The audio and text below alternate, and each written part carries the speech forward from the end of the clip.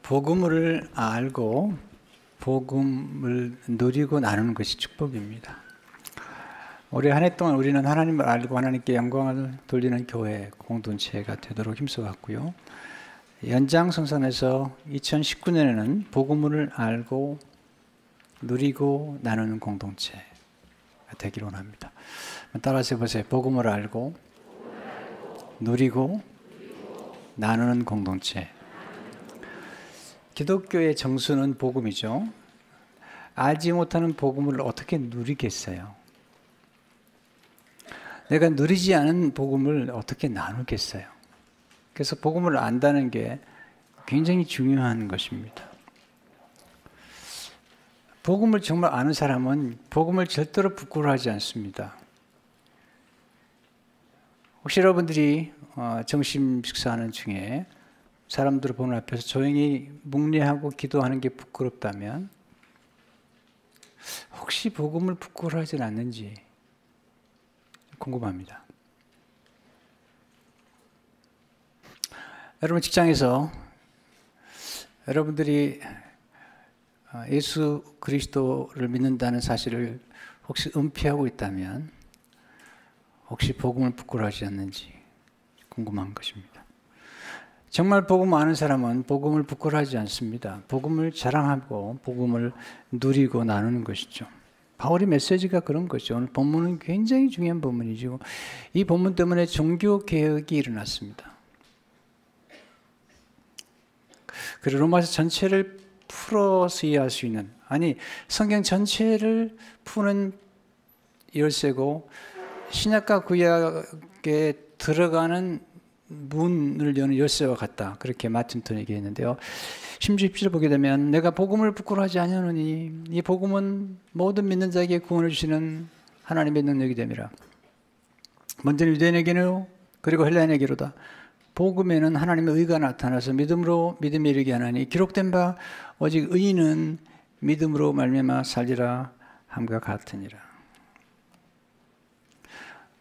사실 복음을 알고 누리고 나누는 공동체라는 주제를 가지고 한꺼번에 설교하려고 그러는데 이 연구를 하다 보니까 도저히 한 번에 할 수 있는 설교가 아니에요.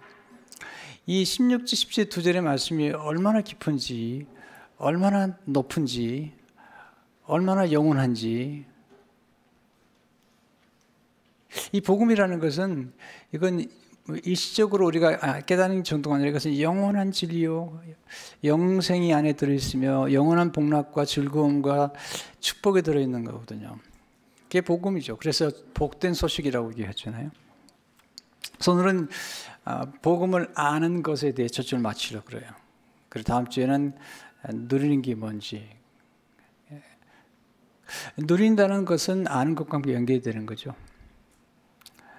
그리고 이제 그 다음 주에는 복음을 나눈다는 것을 뭘 의미하는지. 첫째로 복음은 먼저 개인적으로 아는 것이 중요하죠. 개인적으로. 사도 바울이 내가 복음을 부끄러워하지 아니하노니 내가 I am not ashamed of the gospel. I로 시작하잖아요. I로. 내가 바울은 복음을 알았죠. 개인적으로 알았다는 거죠.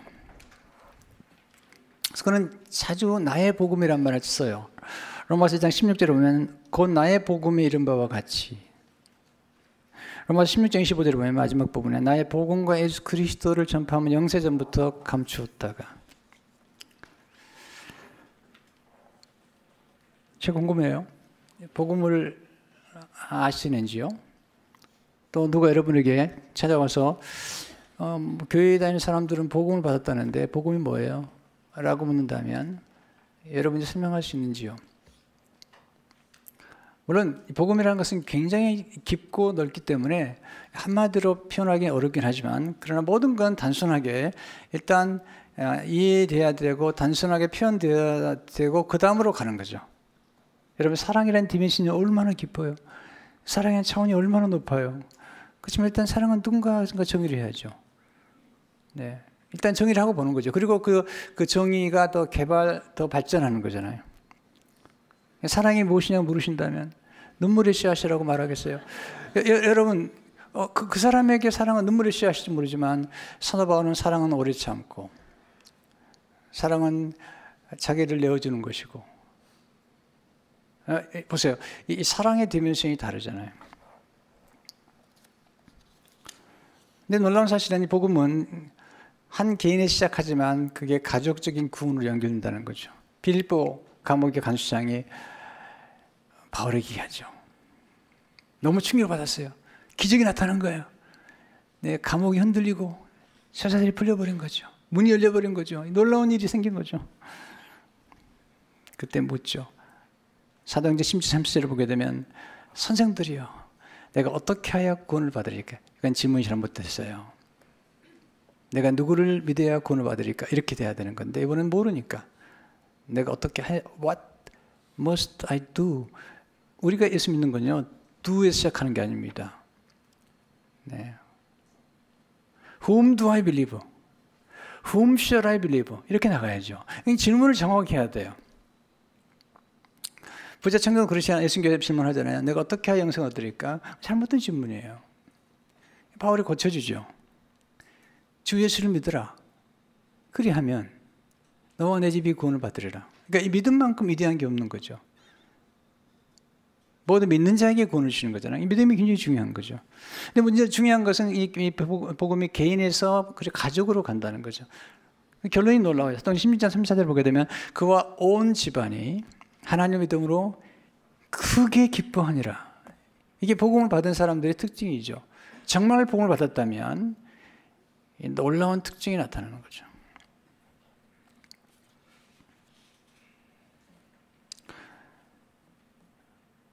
여기서 복음은 이제 점점 확장이 되는 거죠. 전 인류로 가는 거죠. 로마서 1장 10절에 보면 내가 복음을 부끄러워하지 아니하는 이 복음 모든 믿는 자에게 구원을 주시는 하나님의 능력이 됨이라. 먼저는 유대인에게요, 그리고 헬라인에게로다. 그러니까 로마 사람들이 복음을 전하잖아요. 그런데 유대인에게도 헬라인에게 로마, 그럼 전 세계를 포함하는 거죠.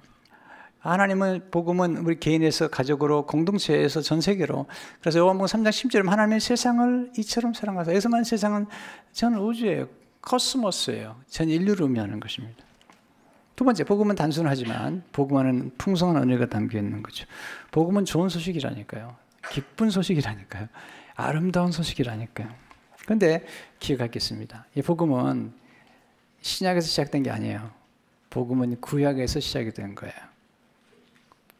구약 전체가 복음을 이야기하고 있어요. 복음에 대한 그림자를 보여주고 있고, 그리고 복음 대신 예수 그리스도를 이렇게 지향하고 있죠.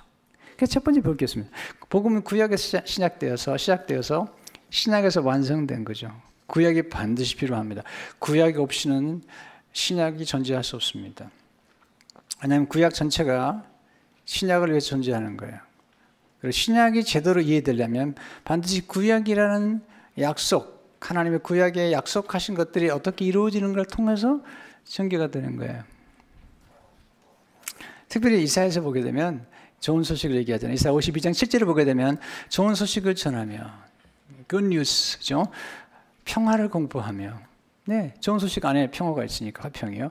복된 좋은 소식을 가져오면, 네, 좋은 소식 안에 복이 있으니까요. 구원을 공부하며, 네, 이 좋은 소식 속에 구원이 있으니까요. 시온을 향하여 이르기를 내 하나님이 통치하신다 하는 자의 산을, 하나님의 통치, 킹덤, 넘는 발이 어찌 그리 아름다움. 네, 구약의 모든 복음들, 좋은 소식은 장차 오신 예수 그리스도를 이렇게 가르치고 있다는 거죠. 가르치고 있다는 거예요. 그래서 이사야 11장 1절을 보게 되면요, 주 여호와의 영이 내게 내리셨으니 이는 여호와께서 내게 기름을 부으사 가난한 자에게 아름다운 소식을 전하게 하려 하시며, 이게 예수님이에요. 성령께서 임하셔서 가난한 자에게 아름다운 소식을 전하게 하려 하시며, 나를 보내사, 예수님 보내셨지 하나님께서 마음이 상한 자를 고치며 포로된 자에게 자유를, 갇힌 자에게 노임을 선포하며.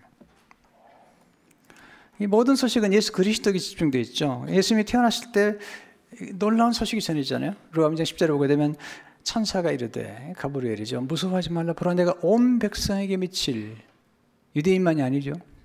헬라인만도 아니죠.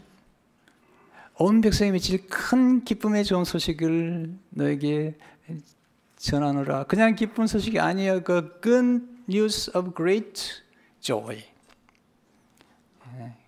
great joy. 그냥 기쁨 정도가 아니에요.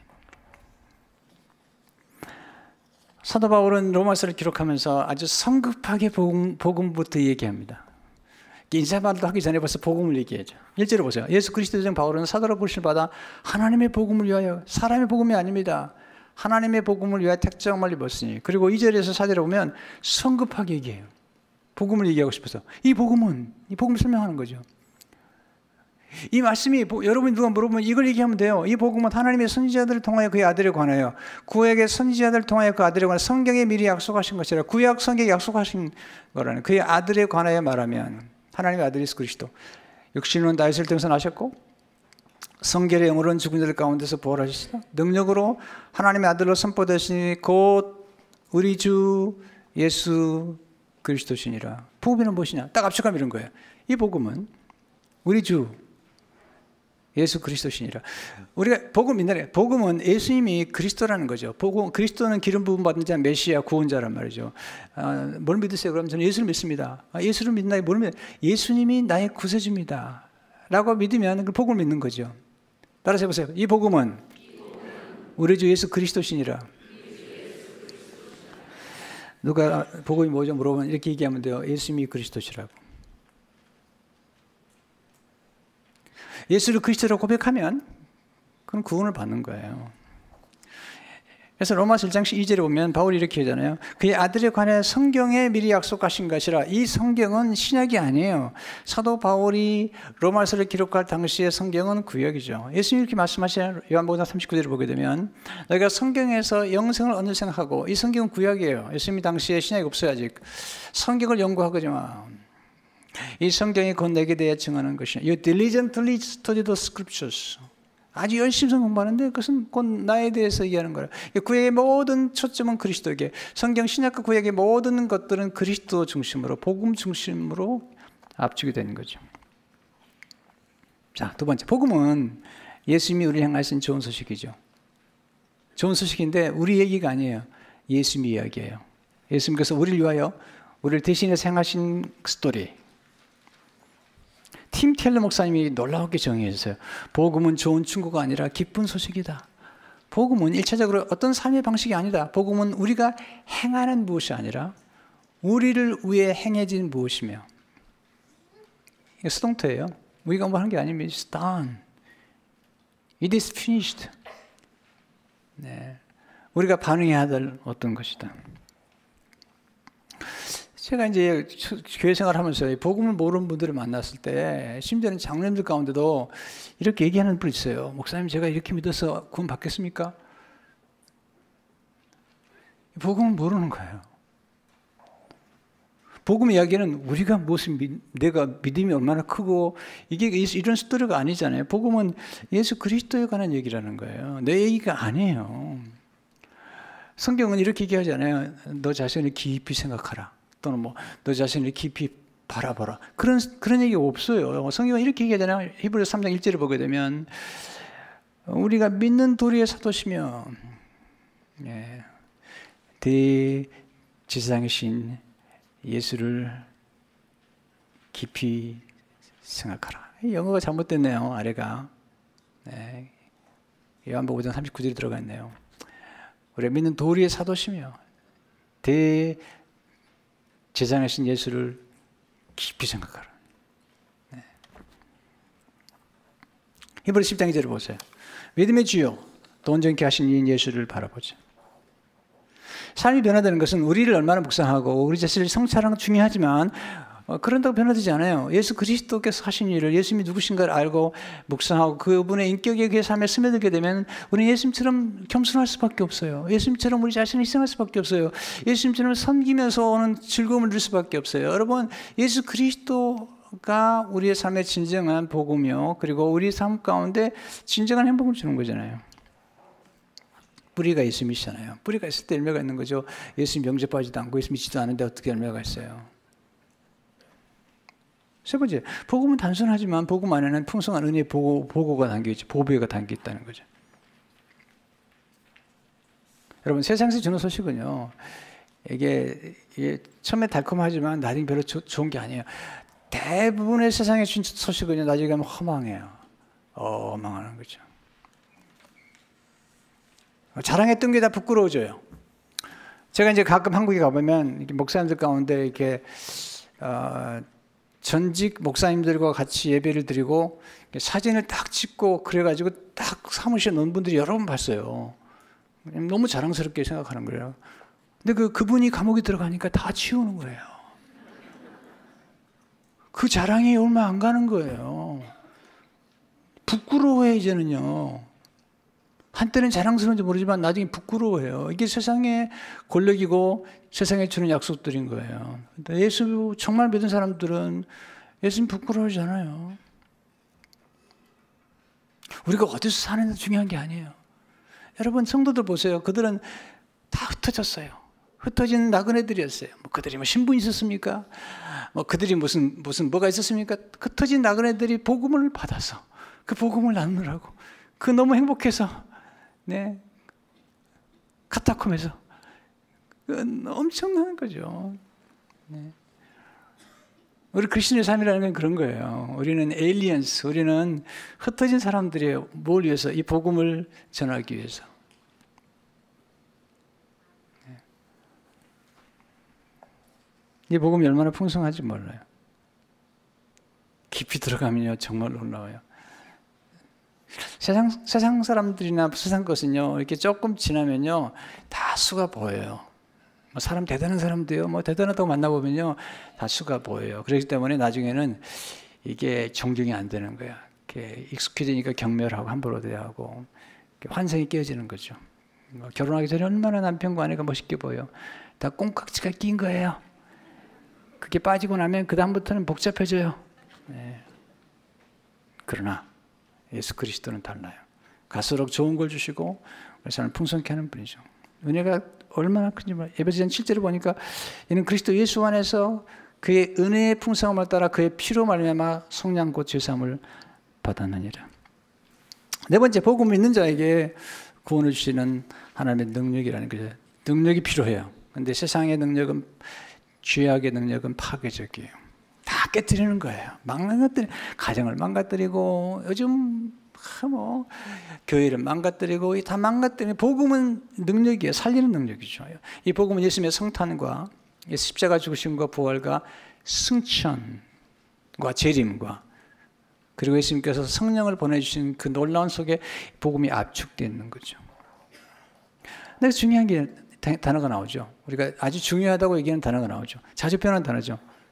그게 믿음이죠. 16절을 보세요. 이 복음 모든 믿는 자에게 구원을 주시는 하나님의 능력이 됩니다. 근데 우리는 믿음이란 자체도 제가 이해하지 못할 때가 많아요. 저 믿음 좋아요. 믿음 좋은데 막 그냥 거짓말하고, 믿음 좋은데 막 그냥 사기치고, 네, 믿음 너무 좋대요. 네. 도대체 뭐가 믿음인지. 우리는 예수님께서 이 말씀을 잊지 말아야 돼. 내가 만약에 겨자씨만한 믿음만 있으면, 네, 이게 중요한 거예요. 믿음이라는 것은 우리의 믿음 자체보다 더 중요한 게 있다는 거예요. 이게 중요한 거예요. 믿음이란 무엇이냐? 우리가 믿는 믿음의 대상이 우리의 믿음의 크기보다 더 중요하다는 거예요. 믿음에는 반대 대상이 필요하잖아요. 예수 그리스도가 우리 믿음의 크기보다 중요한 거죠. 어떤 분은요, 신뢰를 많이 해요. 자기 자신을 신뢰해요. 어떤 분들은요, 자기 신뢰하고, 어떤 분은 뭐, 돈을 믿는다나, 건강을 믿는다나, 뭐 직장을 믿는다나, 직장에서 쫓겨나 보세요. 순식간에 망가지는 거죠. 여러분, 신뢰의 대상은 우리 자신이 아니에요. 저는 예수 그리스도 안에서 내 자신이 얼마나 보배로운 존재인가를 발견하긴 했지만, 그러나 내가 늘 알겠는데, 나는 나 자신을 신뢰하지 않습니다.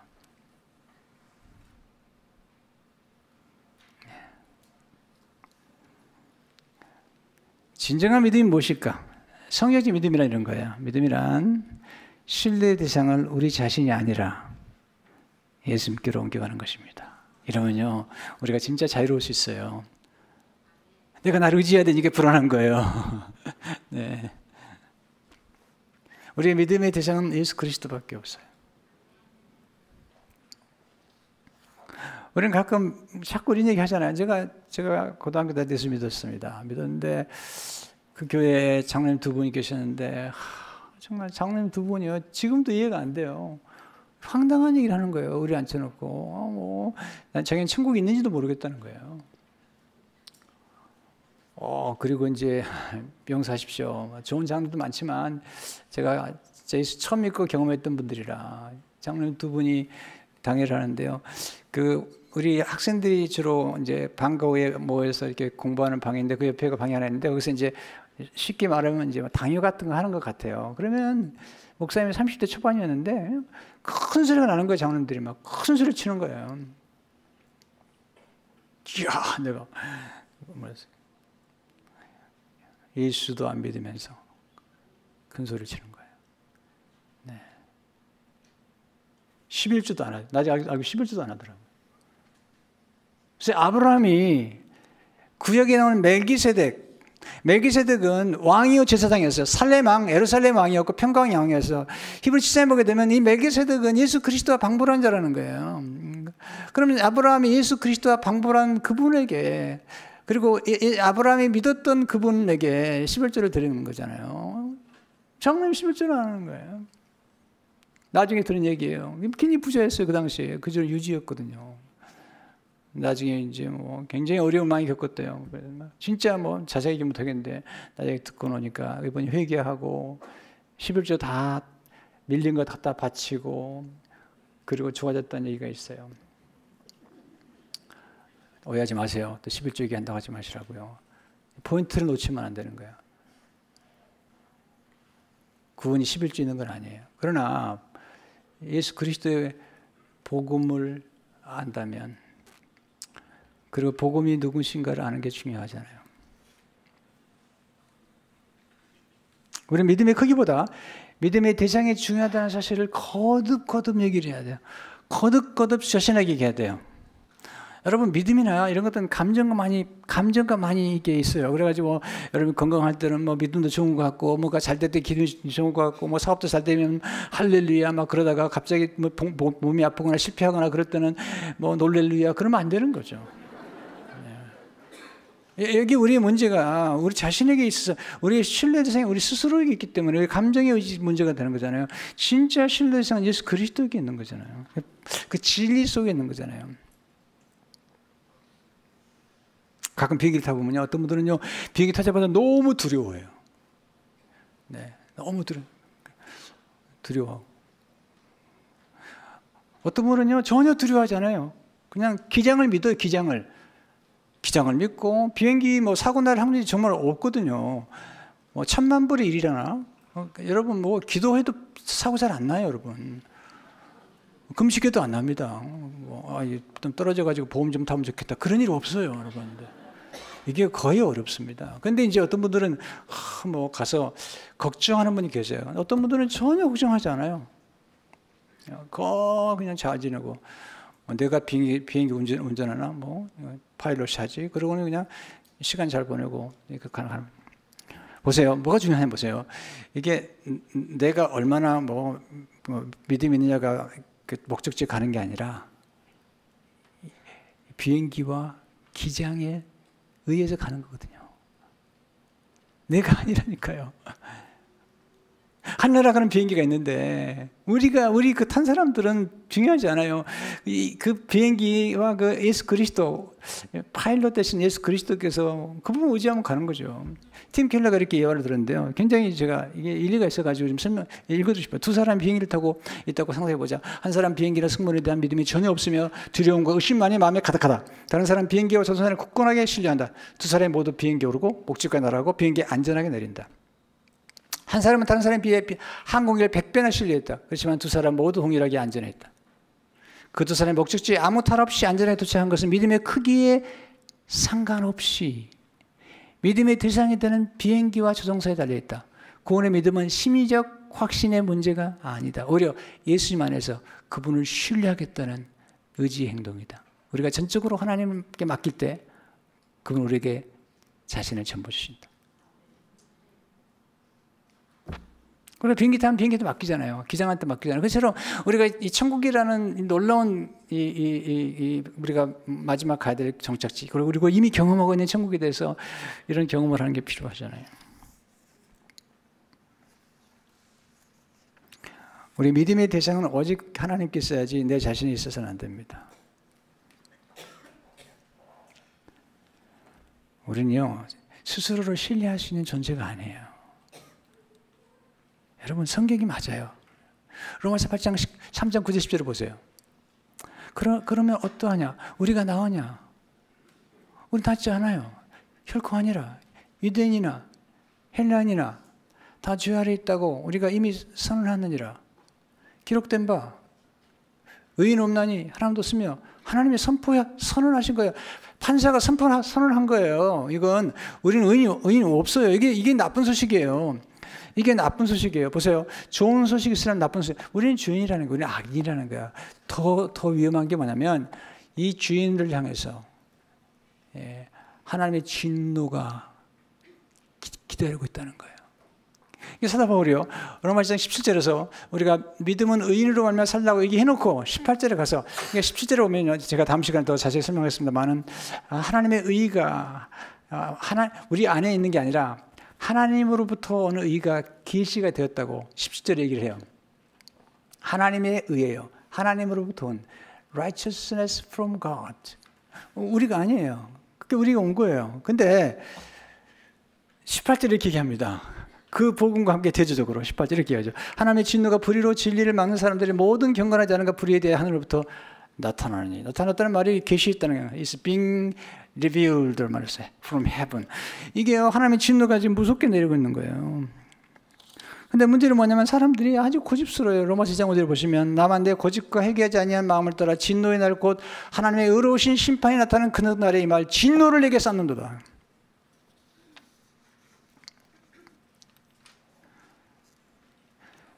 조나단 에드워즈가 한 설교 가운데 정말 역사를 임하면서 진노하시는 하나님의 손 안에 있는 주인, 진노하시는 하나님의 손 안에 있는 주인. 여러분, 이 주인이요, 하나님의 손 안에 있는 거 진노하시는 이 설교를 조나단 에드워즈가 그냥 읽었습니다. 이렇게 무슨 설득력있게 한 거예요. 그냥 원고를 읽었습니다. 설교가 끝났을 때 모든 교인들이 기둥을 붙잡고 두려워 떨면서 얘기했어요. 두려워 떨면서. 하나님의 진노가 얼마나 무서우면. 그런 이렇게 얘기하고 있습니다. 일부만 속에서 아기들은 이미 지옥형 선고를 받은 상태입니다. 아기들이 지옥에 던져지는 것은 정당한 것일 뿐만 아니라 악인들이 지옥에 던져지는 것은 정당한 겁니다. 이건 공평한 겁니다. 악인이니까. 하나님의 자신과 인류 사이에 체결한 영원하고 불변하는 이의의 법칙인 율법 선고가 그들을 대표하며 대응하고 있습니다. 그래서 악인들이 이미 지옥에 들어간 것 같습니다. 요한복음 18절은 믿지 않는 자는 먼저 심판을 받은 것이라 말합니다. 그러므로 모든 회심치 않은 사람들은 마땅히 지옥에 속했습니다. 지옥은 회심하지 않은 사람의 거처, 집이죠. 왜냐하면 원래는 이게 마귀를 잡으려고 했던 건데 그러한 거죠. 그 다음에 더 무서워요. 하나님의 진노는 악인들을 향해 불타고 있고 악인들의 멸망은 언제든지 일어날 수 있습니다. 지옥은 준비되어 있고 불은 내비되어 있으며 영광은 지금 뜨겁게 달고자 악인들을 받을 준비를 하고 있습니다. 불꽃은 지금 크게 이글 그리고 있습니다. 번쩍이는 칼은 뽑혀져서 악인들의 벌을 겨누고 있으며 지옥은 악인들 안에서 입을 벌리고 있습니다. 그는 하나님의 진노의 수위가 점점 높아지고 있다는 거예요. 그 수위를 조절하고 붙잡고 있는 게 하나님이라는 거예요. 긍휼 때문에. 그런 얘기합니다. 여러분은 매일 진노를 더욱 쌓고 있습니다. 수위는 계속 높아지고 있으며 물살은 더욱더 강렬해질 것입니다. 물을 막고 있는 오직 주권적인 하나님의 뜻입니다.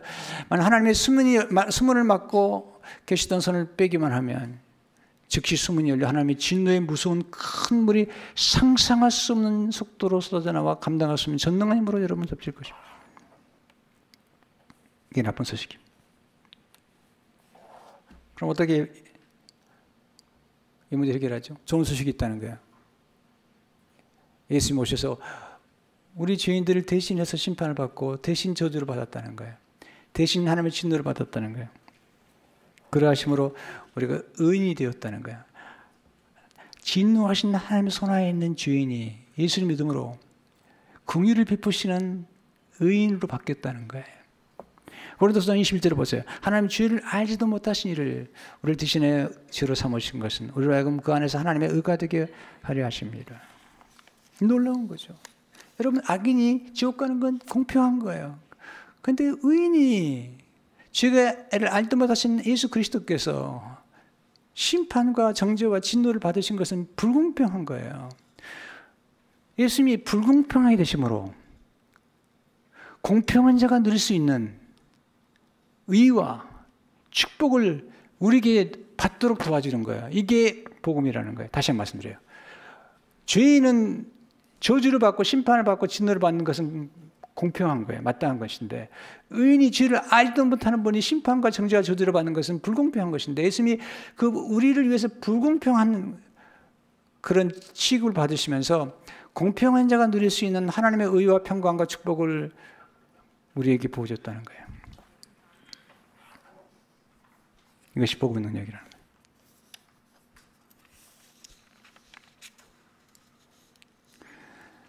여러분, 놀라운 거죠. 그래서 17절 보면 복음은 하나님의 의가 나타나서 믿음으로 믿음이라기에 기록된 모든 의인은 믿음으로 말미암아 살리라는 것 같으니라. 놀라운 소식이잖아요. 누구든지 예수 믿기만 하면 차별이 없어요. 부자고 뭐 차별 없는 거예요. 로마서 3장 20절 보면 곧 예수 그리스도 믿음으로 말미암아 모든 자에게 미치는 하나님의 은이 차별이 없네. There's no difference. 네, 얼마나 좋은.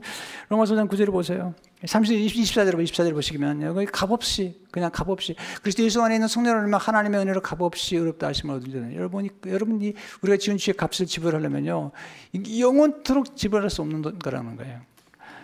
근데 예수님의 피로 우리를 구원해주셔서 로마서 5장 9절을 보니까 그러면 이제 우리가 그의 피로 말미암아 의롭다 하심을 받았으니 또 그로 말미암아 진노하심에서 구원을 받을 것이니. 와. 예수 믿는 게 뭘까요? 예수 영접하는 거예요. 예수 모시는 거예요. 요한복음 1장 12절을 보게 되면 영접하는 자고 그 민자를 하나님의 자녀 같다는 권세를 주셨으니. 이미 우리 안에 예수님이 들어오시면서 우리는 하나님의 나라가 시작된 거죠. 구원의 역사는 이미 그리고 아직 뭐냐면 우리가 들어갈 천국이기 때문에 우리가 천국이 이미 경험되고 있어요. 이성 목사님이 공산당에 끌려갔어요. 공산당이 말했습니다. 천국 보여달라고 당신. 그랬더니 이성 목사님이 이러셨습니다. 내가 천국 본점은 못 보여주지만 내가 지점은 보여준다. 내 마음이다. 이미 시작됐다는 거예요. 저런 애들은 하나님의 진노에 대한 얘기와 지옥에 대한 얘기를 합니다. 그러니까 동시에 천국을 얘기하는데요. 예수 믿는 사람이 들어갈 천국을 이렇게 얘기하고 있어요. 천국은 가장 높으신 분의 왕궁이요 접견실입니다. 천국에 계신 가장 높으신 분은 모든 거룩한 사랑의 원인이요 원천이십니다. 천국에서 하나님 영원히 거주하시면서 영광스럽게 자신을 나타내십니다. 이것은 천국을 사랑의 세계로 만듭니다. 왜냐하면 하나님은 사랑의 원천이기 때문입니다. 이는 태양의 빛의 원천인 것 같습니다. 하나님은 모든 것이 충만하신 분이시기 때문에 하나님 충만하게 흘러넘치시며 다음은 없는 사랑의 원천이십니다. 그래서요. 가정 예수 믿고 정말 예수님을 주인을 모시면요 이런 경험을 하게 돼요. 그래서 천국 같은 가정이 되는 거예요. 또 가족 같은 교회가 되는 거죠. 조금 더 드릴게요. 천국에서는 모든 사람과 모든 것이 사랑을 촉진시키며 서로의 사랑에 대한 즐거움을 증진시킬 것입니다. 천국은 기쁨의 동산이요 모든 면에서 서로 사랑하는 사람자들이 살아가기에 적합한 하늘의 낙원입니다. 천국은 달콤한 사이와 서로의 사랑을 완벽하게 즐기는 곳입니다. 천국에서는 모든 것이 하나님과 그리스도의 아름다움과 사랑을 놀랍게 보여주며 신적인 사랑의 광채로 빛납니다. 천국을 가득 채우고 있는 빛은 사랑의 빛입니다. 천국에 있는 자들은 영원토록 끊임없이 서로의 사랑을 완전하게 누릴 것을 알고 있습니다. 여러분, 한 사람이 태어나는 게 얼마나 중요하죠. 아브라함 링컨이 태어남으로써 노예 제도가 폐지됐잖아요. 야, 대단한 거죠. 한 사람이 태어남으로 누린 혜택을 생각해 보세요. 모세가 태어났어요. 그러므로 이 바로 아래에 있었던 고통받던 사람들이 이렇게 해방됐잖아요. 이게 놀라운 거죠. 여러분, 히틀러가 태어났어요. 그 인간 때문에 수많은 사람이 죽었습니다. 바울 때문에.